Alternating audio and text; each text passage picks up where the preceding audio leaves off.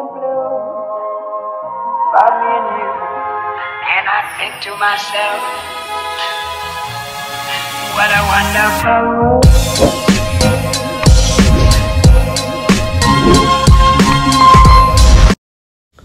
Good day. Gabi na ngayon. So, ang lakas kanina ng ulan mga kabayan. At nakatulog ako. Nakauwi na rin si Jeffrey. Nakita ko sa CCTV dumating na siya. So, pupunta natin, kakamustahin natin kasi palagi ko rin kinakamusta sa Jeffrey. At nung nakaraan kasi parang nagkaroon siya ng nag-usap kami para meron siyang konting problema. Pero okay naman na. Anong kailangan lang talaga ni Jeffrey na nakakausap. So ngayon, kakamustahin natin si Jeffrey. Hello po mga kabayan. So kasama ko si Jeff. Nakauwi na si Jeffrey. O kamustahin natin siya. Ha? Naglakad na. Naglakad ka lang? Umulan kanina. Sa ano po? Umulan. Umulan po kaninang ano. Si Jeff po. Kasama si Jeff. So nakauwi na po si Jeff. Kamusta ang school mo? Okay lang naman po. Okay lang? Opo. Happy lang naman po. Walang problema sa school? Wala po. Nakakapag-commute na kasi siya. So hindi na natin nakakamusta pa si Jeffrey sa vlog. Opo. Pero lagi naman tayo nakikita. Okay na? Opo. Kasi nung nakaraan, meron na siyang konting personal na problema. Pero okay naman na. Ano? Opo. Okay. Nagkausap naman na kami. Okay naman na. Kumbaga normal na. Siguro na-feel niya pa hanggang ngayon. Pero kausap kami, naayos, at wala nang problema, no? Opo, wala pong problema. Ayan. So, o nga pala, lumindol sa Davao. Oh, nakita ko po yung ano po, yung parang 7.2? 7.6. 7.6 pala, nakalimutan ko. 7.6 magnitude po, no? Kamusta sila papa mo dun? Papa Jimmy. Bago lang siya nagsasakit, tapos sinatsatan ko na siya. Sabi na, kauwi ka na? Sabi ko pa, opo, nakauwi. Kanina lang po ako nakauwi. Kamusta kaya sila? Tinatulang pa ka na sila. Kasi ang lakas ng lindol. Kamusta natin sila, Tatay Jimmy? Kamustahin natin po. Kasi, yung ano... Natawag si Tatay Jimmy. So, tatawagin natin si Tatay. So, tumawag si Tatay. Kamustahin mo nga kung ano... Si Papa mo. Pakalinaw naman dito. Hello, how are you today? Oh, you today.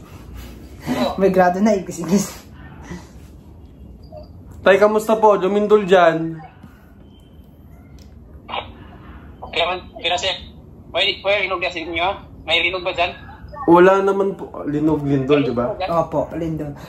Wag yung ano, hindi po yung ano, linog, lindol po. Hindi, okay lang. Okay lang. Kamusta po kayo dyan, Tay? Hindi naman po ano? Hindi naman po kinapektuhan? Okay lang, pero naramdaman niyo yung lindol? Malakas ang lindol sa amin ngayon. O kanina, madaling araw. Kamusta ho yung ano? Kamusta yung inyong bahay? Yung bahay natin, ano?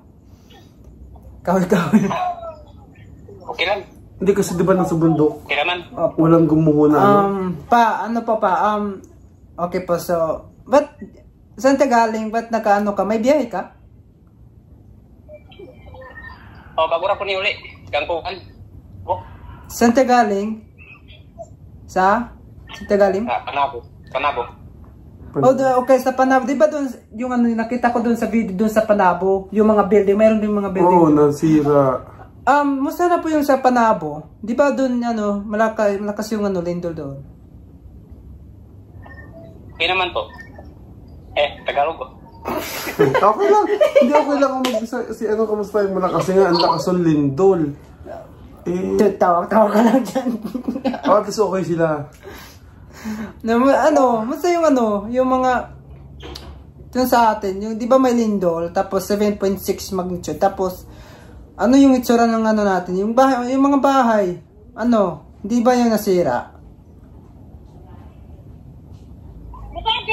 Hindi naman, kasi puro naman materialis yung ano natin, balay. Puro kahoy ang gamit. Matibay din. Matibay kasi kahoy ang ginagamit. At least walang gumuho na bundok doon sa paligid. Pero ano yung ano, 'di ba may biyahe ka papunta sa ano sa Panabo. So 'di ba sa Panabo, may mga buildings din doon. Tapos ano yung ano mo, marami ba yung mga like sa mga ano doon, yung nasira, yung ano, nasirang bahay? Maraming sira yung ano mga kalsada, mga nangiki. Yung ano parang Mga kalsada. yung kalsada nasira. Kung lakas kasi ng lindol, hindi pa nakakabangon ang Cebu. Yun lang, 6.9 lang yung Cebu. 6.9. Tapos yung sa 7.6. Ang lakas. Kaya nga si Kuya, si Pugong Guerrero, pabalik na ng Davao. Na, mag-ingat tayo ngayon. May mas malakas pa daw. Malakas pa na lindol. Malakas Sa na sana. O baka ano, diba, tapos sa Cebu. Sa Diyos ko, Mindanao. Wag naman sana. Ay, Wag Diyos naman ko, sana. Lord. Diyos ko. Kaya, ang hirap pa naman ng lindol kasi hindi siya na... Hindi yan, may Hindi balita sa na-detect mga... yan. Opo. Kung kailan tatama, kung saan tatama, hindi katulad ng bagyo. Hindi yan alam sa tagapag-asa dito, no? Hindi. May malakas pa sabi ng P-box. Diyos ko, sana wag naman na. Pero ano po, sabi po ng ano, dun sa... Apa. Doon sa ano, sa... Kasi parang nabasa ko lang sa ano, sa GC namin sa Davao City. Nabasa ko lang parang doon sa Davao Region para mag-tsunami daw. Kasi nga pagka ganyan-ganyan na, Opo, kasi na lindol, mayroong mga ano ng tsunami. Pero sana wag na, Diyos ko po. Ano na. parang ano daw, parang meron daw. Diyos ko, kaya mag-pray tayo na wag. Sana wag na. Pa, Buti po at ligtas kayo dyan, safe kayo, walang nangyari sa inyo, hindi ang masama.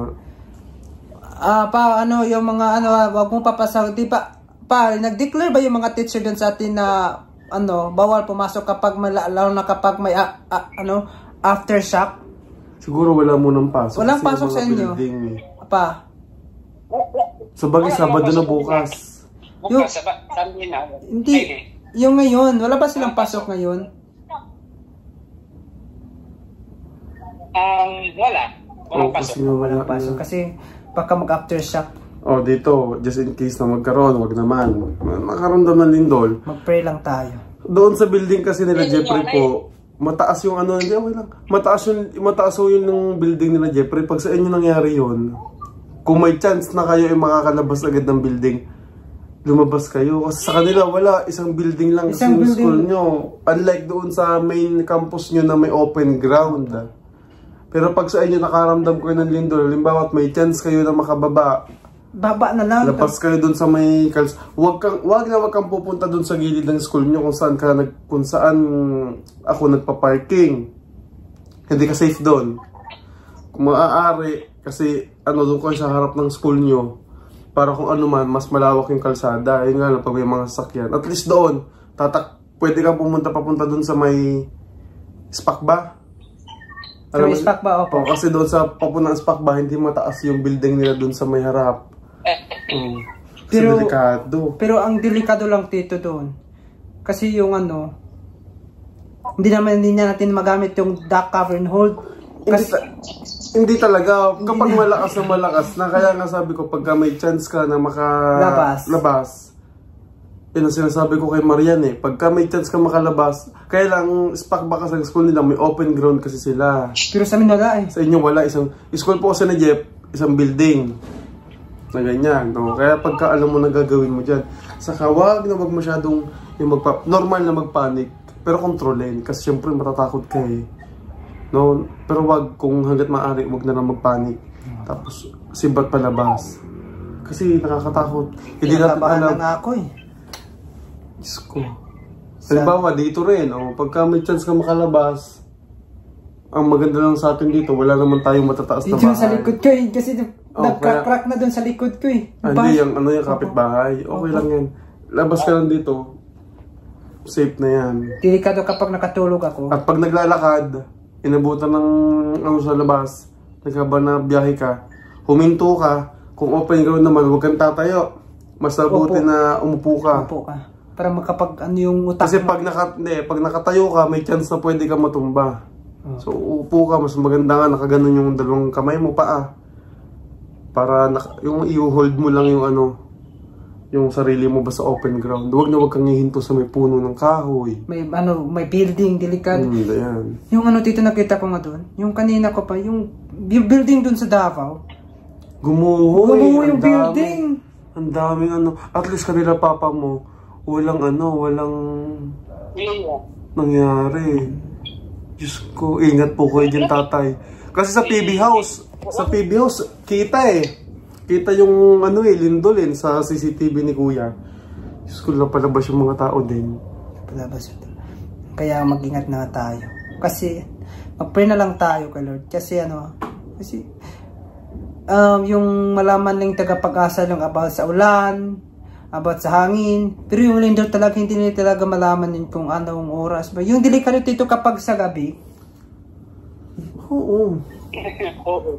Pag sa gabi, delikado. Mabuhat ko na nitulay yung... So, kuya, nabiyahe ba si tatay? Apa? Nabiyahe ka ba? Ha? Nabiyahe ka po ba? Wala na, huli na po. Okay, pagka po tatay, ingat kayo kasi mahirap Pag, ano bang gamit tatay? Motor? Karang ko ba? Waman ko sa klase kaya probisag na ikuan, na try one, na lindol, klase kaya mo? Ha? May klase pag probisag na ikuan, na lindol? Hindi ko po alam kasi wala pa man si Lord, sana hindi na siguro mangyari kasi sabi niya daw may klase ba daw kami kapag maglindol?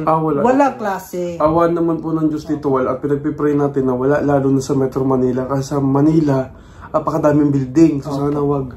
Diyos ko po. Palaging handa tayo. Ingat kayo dyan. Dito sa amin, sa Davao, malakas lindol namin. Oo nga po, grabe. 7.6 nakita ko. Diyos ko sa social media ngayon, grabe sa Facebook nakita ko.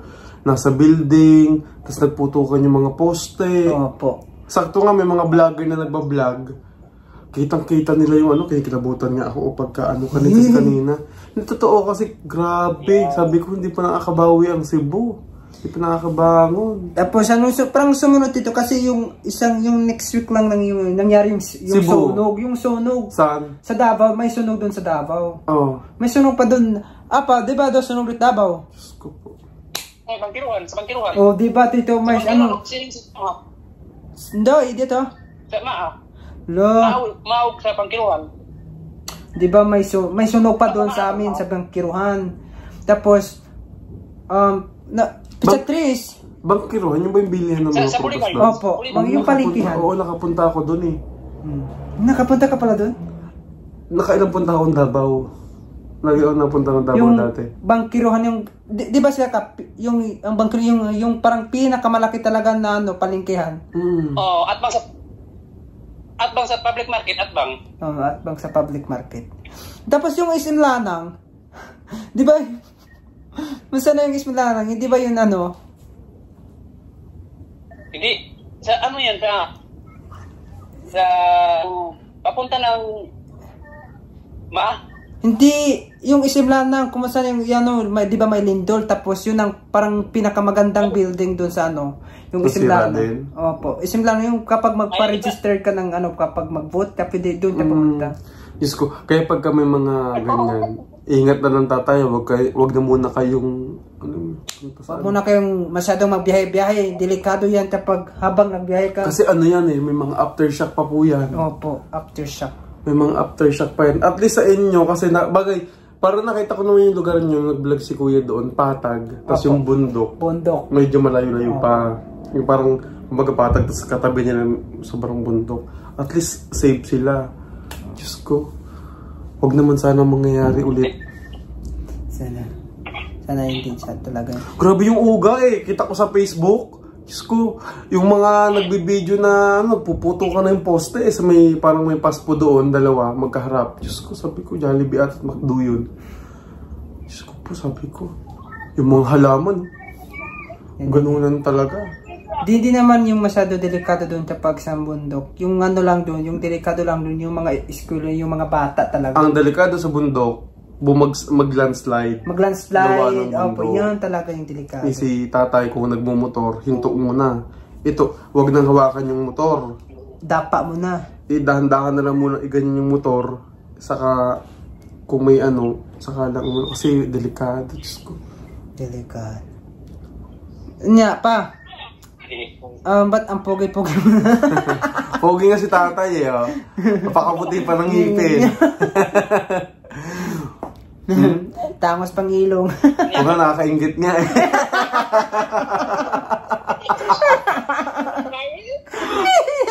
Nahiya tuloy si ano, si tatay yung gulong shirt. Madilim eh, tira nyo. Madilim doon eh, oh. Madilim, pero tira nyo, kitang-kita ngipin ni tatay, oh. Ang puti, oh. Ang puti ng ngipin ni tatay, ang ganda eh.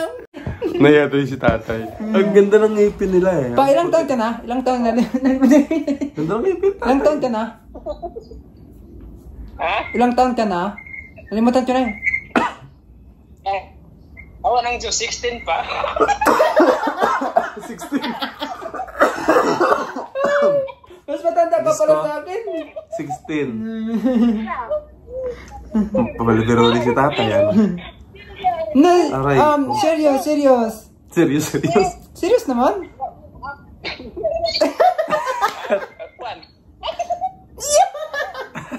Tawa si tatay.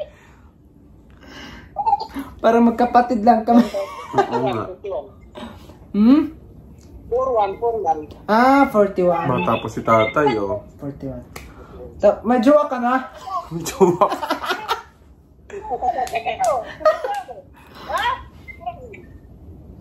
Tapos sila ano? Sila Raste, musta? Musta yung pag-aaral nila? Malayo lang ba? Malapit. Malayo ba pinapasok ko? Malapit lang. Ganito lang sa bahay. Dito. Kapit bahay lang ng school. Parang meron sa community nyo, may school mismo? Opo. At least, di ba malapit lang? Musta yung ano pa? Musta yung... Tapos na sila mag-exam sila, no? Raste. Hindi ko pa alam. Baka lang ko sa exam nila. Okay. Kanya. Amping lagi din, amping dia kan. Ang panahon na ito matagal ba? Hindi karoon yung panahon na ron. Dating mga post-post sa book na mga tribes eh. Pagkita ko, tingnan natin niya. Kaya nga lagi mag-ingat. Tapos musta naman yung ano natin, yung mga tanim natin dun sa bundok. Hindi ba napabayaan yun? Or ano lang? Hindi. Gani. Di ba mo, harvest ko gani gamay ra kung na-harvest. Harvest pala sila kaka. Diyos ko po. Sige. At least. Baka ano, sige, bye na. Sige. Ingat po tatay, ingat. Salamat sa ano. At palagi kayo palagi po mag-iingat diyan. Sige. Bye-bye. Bye-bye. At least nakakamusta naman natin sila, Tatay Jimmy. Apa. Di ba okay sila? Kasi hindi ho biro yung 7.6. 7.6 magnitude. Tapos ano? Ang dami yung tumba kaya sa mga kabahay natin. Ay po ay mag-iingat din kasi hindi natin alam kung ano eh. Kung kailan dadating ang lindol. Hindi natin alam kung saan. Diyos ko. Pero tayo mga Pilipino, ano tayo eh. Tawag dito. Awareness. Malalakas tayo mga Pilipino. No? At madali tayo makakabangon. Naniniwala ako dyan. Sa mga kababayan natin na apektuhan sa Davao. Diyos ko. Laban lang ng mga kabangon din. Sila Pugong Biyahero, babalik na rin agad ng Davao. Nag-post siya. Kasi nga sila Pugong Biyahero po ngayon ay kasalukuyang nasa sa Cebu. Dahil nagbibigay nga po ng tulong sa mga nilindol doon sa Cebu. Kaya lang, ay hindi pa nga po tapos yung ano doon, yung mga nangyari, may mga apektado pang napakadaming tao. Lumindol naman ulit sa Davao. Kaya, Diyos ko, palagi ko tayo mag-iingat. Ikaw, palagi ko sinasabi, mag-iingat. Hindi lamang sa pagmilindol, palagi, Diyos ko. Ay. Okay, sabi ko nga ako kanina, nag-uusap kami ni Mami PB. Sabi ko, Diyos ko, okay nang umulan? Okay na lang yung umulan ng umulan? Kahit pa paano, though hindi naman natin inaano na bumagyo, no? Kumbaga, mas ma-okay na siguro na umulan na lang kaysa lumindol. Kasi, pagkatapos ng ulan, titila din. Yung bahay na mababasa, nandiyan lang. Ang problema lang kasi, pag lumindol, yung may mga bahay na nasisira. Pati buhay ng tao. Oo, Diyos ko. Pati buhay ng tao. Pero okay naman sa school nyo? Okay, okay lang naman po sa school. Tapos, active naman po doon. Pero, Tapos, nakapag-recitation naman pa. wala nang ibang gumugulo sa isip? Wala na. Wala na. Okay na. Opo. Bukas na maglabang na nga ako. Tapos na ako naglaban ng uniform. Walang assignment? Meron po. Pero bukas na lang. Very good. Ganyan tinuturo ko sa kanya mga kabayan. Kasi naririndi siya eh. So pag may assignment siya ngayon, sabi ko kung mahaba naman ng araw bukas mo gawin. Kasi pagod ka na sa buong araw sa school eh. Pahinga. Mag-cellphone ka ganyan. Diba? Tapos ano lang. Basta huwag lang magpuyat. Magpuyat? Hindi na namamaga yung ganto. Nung isa ko kasing gabi, nagtaka ko bakit namamaga yung ganto niya. Ngayon hindi na. Sabi ni Kuya PJ, ni Pugong Biyero, baka puyat daw. Saka lagi magtutubig. May tubig na ako. Hindi ka lang yung tubig mo. Tingnan mo naman yung tubig mo. Matutumbalay.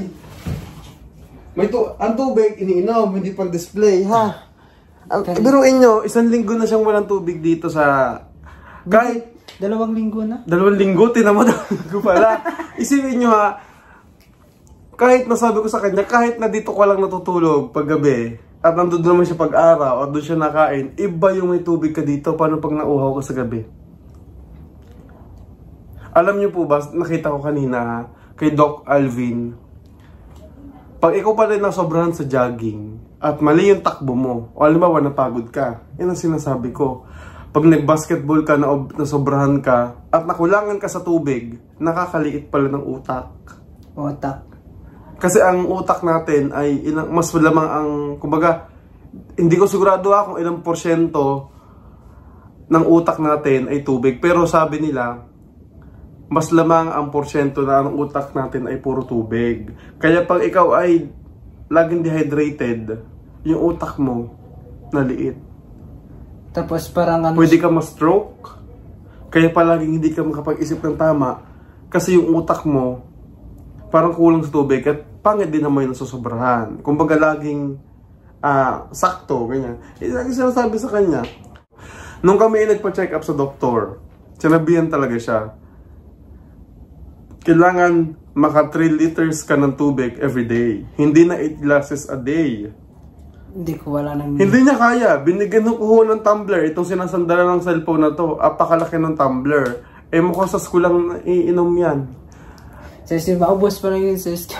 Ang ginawa ko nung nakaraan, sinabihan siyang ganun, pinagdala ko siya dito ng 1.5 na Coke. Na bote. Sabi ko kailangan makadalawa ka nun. Dalawang araw tapos isang gabi. Para di ba? Kasi tamad talaga siyang uminom ng tubig, mga kababayan. Hindi na inom ng tubig, hindi pala inom. Pero okay naman yan kasi tumataba na ako iba pa rin yung nagdala siya ng tubig, hindi pa nga nabubuksan yung tubig. Meron ka siya ditong sariling mineral water, yung malaki. Kaya sabi ko sa kanya, ang tubig hindi pang display. Yan ang iniinom. 2 weeks ba namang walang tubig pala dito? Hindi ko rin naman alam. 2 weeks na po. Inom lang siya ng tubig pag nasa bahay. Pagkakain, pupunta doon. Doon niya tatambay, gagawa siya ng assignment. Hindi naman niya laging may basong katabi. Wala naman. Wala, nagtitiis. Nagtitiis siguro yan na laging tuyo yung lalamunan. Hindi pwede. Dapat laging iinom ng tubig kasi ako sa totoo lang kami mga high blood kami. Ako natatakot ako para sa katawan ko eh. Kasi kailangan palaging healthy. Ngayon nga nasakit yung ulo ko. Akala ko kung ano lang. Yung palang ngipin ko. Sakit pala yung ngipin mo din? Dito, nasakit yung ngipin ko. Kaya pala sabi ko bakit hindi na tatanggal yung sakit ng ulo ko. Tapos kasi naka-braces po ako eh. So, ginaganyan ko yung paa ko.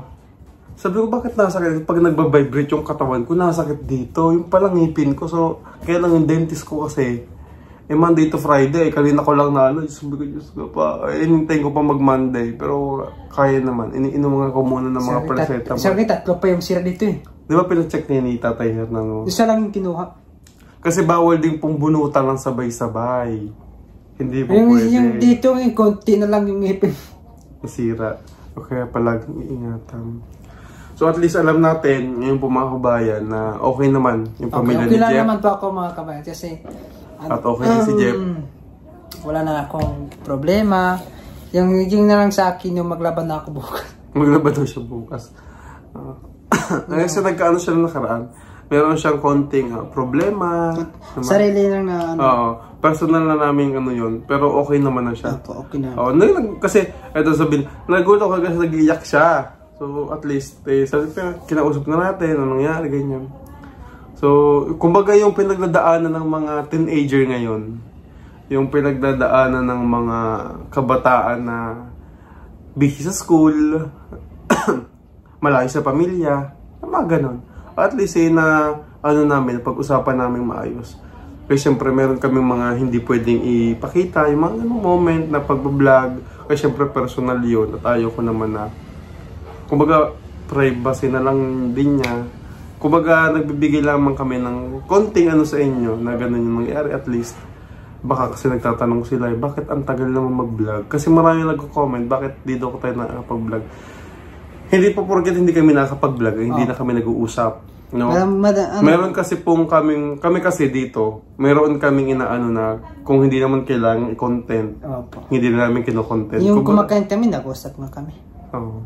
Kumakain kami doon sa bahay. I mean, yung mga moment na kailangan amin-amin lang. Para kay Jeffrey lang. At syempre, ano natin kay Jeffrey yun, ayaw din niyang ipalabas. So sa amin lang. Pero hindi po ibig sabihin na hindi kami nakakapag-video ay hindi kami nakakapagkamustahan or ano. May mga nangyayari lang na mga maliit na bagay. Maliit na bagay na nagkakaroon siya ng problema. Ang ginagawa namin, at di nagkakaroon kami ng assessment, inaayos namin yung problema niya. Katulad ng nakaraan, nagulat ako kasi nga meron siya konting problema. So kinausap natin siya. At ngayon, okay na. O, diba? Ayun yung importante. Tapos yung parang yung maganda na yung ano ko. Maganda na yung ano niya. Kasi nag-usap kami ng masinsinan. Kasi lagi ko po siya, kinakamasahin, okay ka lang. Kaya sabi ko sa kanya, hindi na ganon. Kapag tinanong kapag hindi ka okay, sabi mo, hindi po talaga okay. Meron akong problema. Meron akong iniisip. Ganon. Lagi ko sinasa. Ngayon, at least, diba? Kinausap ko siya ng masinsinan. Okay na siya. Galing sa school, naglakad ako galing sa sa school, sa main campus hanggang sa may Uncle John. Tapos nag-jeep na ako. Sabi ko pasita lang po. Pasita lang po sa may sa may Shopway. So doon. Sa may lang po. Watson. Opo, doon lang po. Tapos hanggang doon sa may tulay. Naglakad ako papunta dito. Nilakad mo? Opo. Maganda yung kasi parang maganda yung maglakad lang tapos sabagay, bukas wala naman pasok. Tapos kita mo makapag-picture ka pa din. Maganda nga dun sa Unicity. Picture pa dito. Tingnan. Pumunta ka ng Unicity. Duman lang ako sa Unicity. Tapos hindi lang po pumasok. Pero wag lagi maglalabas ng cellphone pag nasa daan ha. Opo. Kasi lalo kapag sa mga sa mga daan, yung pagtawid mo ng daan. Delikado.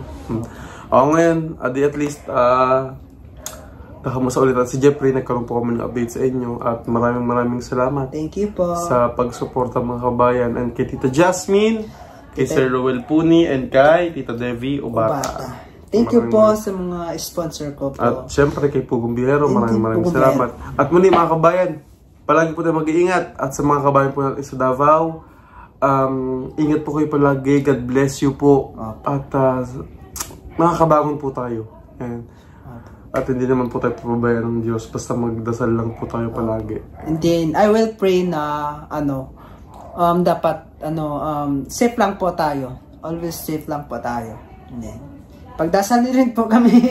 Sama tayo magdasal para sa bawat isa. Ayun lang po. Maraming salamat po. Bye! Okay, bye po. Solar Christmas light. Yan, ito po yung PB Team Solar. At kung gusto nyo pong mag-avail nito, ganito po itsura niyan. Yan. Oh, hirap ikabit. Tapos 50 meters to, mas pinatibay yung kanyang mga wire. Tapos at the same time waterproof na siya. So ito ibibilad lang natin ito. Yan, kasama nung mga Christmas light. Or pwedeng ito lang yung ibilad mo. Ito lang, natatanggal siya. So, para iwas lang, para hindi siya masyadong mabasa ng ulan, diba umuulan na, pwede nyo nang itago, ito lang yung ibibilad nyo sa araw. Okay? Kasi magcha-charge naman po yan.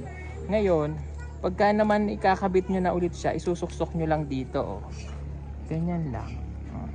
Tapos, pipindutin nyo lang yan. Oh. Ang maganda dito, mayroon na siyang kasamang remote. Ayan. I-on off nyo lang tapos nag-rotate din siya. Okay?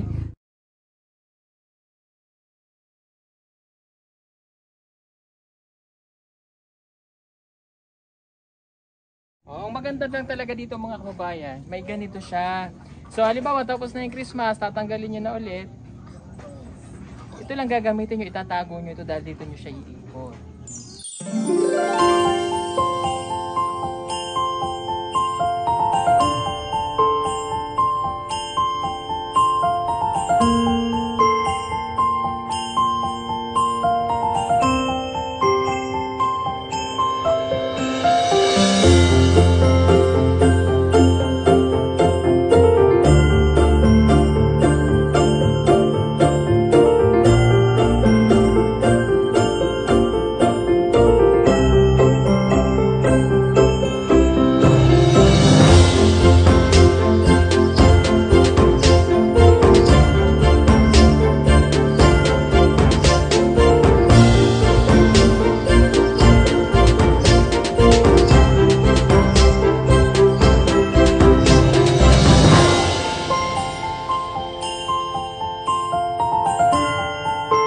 Plus remote pa siya, 50 meters na solar. Pag pinindot ko siya, oh deep ka. Ang ganda, no? Gamit yung remote, makokontrol nyo na po yung pag ilaw-ilaw niya. Halimbawa, gusto nyong baguhin, i-reset nyo lang. Oh. Pwede nyo pindutin yung number 1, number 2, 3. Pasko na. Magandang mag-design tayo ngayon ng solar, nakasave na sa kuryente, safe pa siyang gamitin, waterproof, at pwede rin pong pang camping. Kung kayo po ay, halimbawa, mahilig kayong mag-akit sa bundok o mag-beach, gumagamit kayo ng mga tent, gusto nyo may decoration habang kayo natutulog sa gabi, ayan, tingnan nyo yung ginawa namin. Oh, kumukuti-kutitap ang gabi. And I think to myself, what a wonderful world.